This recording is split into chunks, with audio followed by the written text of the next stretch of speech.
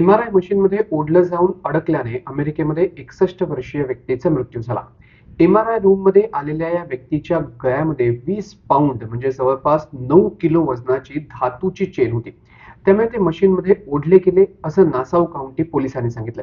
या घटनेमुळे MRI machine जवळ जाताना अंगावर धातू का घालू नये याचं महत्व अधोरेखित झालंय.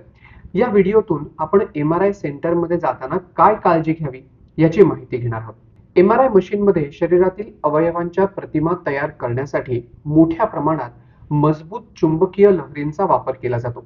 त्यामुळे तुम्ही पाहिलं असेल की MRI रूम मध्ये स्कॅन करण्यापूर्वी किंवा मशीन जवळ जाण्यापूर्वी रुग्णांना धातूच्या वस्तू काढायला आणि कपडे बदलायला देखील सांगितलं जातं. तर US फूड अँड ड्रग ऍडमिनिस्ट्रेशनच्या माहितीनुसार MRI मशीनमध्ये चुंबकीय लहरी असतात. या कोणत्याही आकाराच्या चुंबकीय वस्तूंना आकर्षित करतात. यात किल्ली, मोबाईल आणि अगदी ऑक्सिजन सिलेंडर सारख्या वस्तूंचाही समावेश होतो.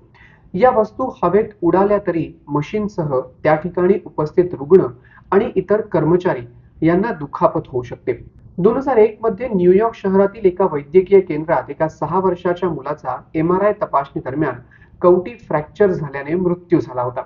शक्तिशाली चुंबकीय लहरींनी ऑक्सिजनचं सिलेंडर ओढलं आणि हा अपघात घडला. साधारणपणे MRI स्कॅनच्या दिवशी जेवण, पाणी प्यायलेलं आणि औषध घेतलेलं चालतं.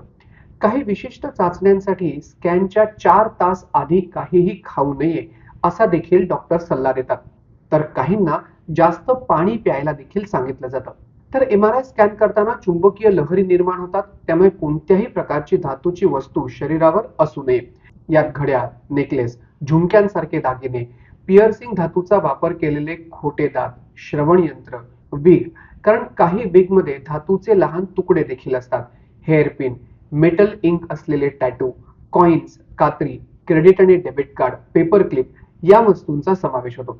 तर फॉक्स न्यूजच्या माहितीनुसार MRI रूम मध्ये जाताना लूज फिटिंग असलेले कॉटन किंवा लेनिनचे कपडे, पायजमा किंवा नाईट गाऊन असे कपडे तुम्ही घालू शकता. हा व्हिडिओ आवडला असेल तर लाईक करा, हे चॅनल सबस्क्राईब जरूर करा आणि हा व्हिडिओ जास्तीत जास्त लोकांपर्यंत शेअर देखील करा.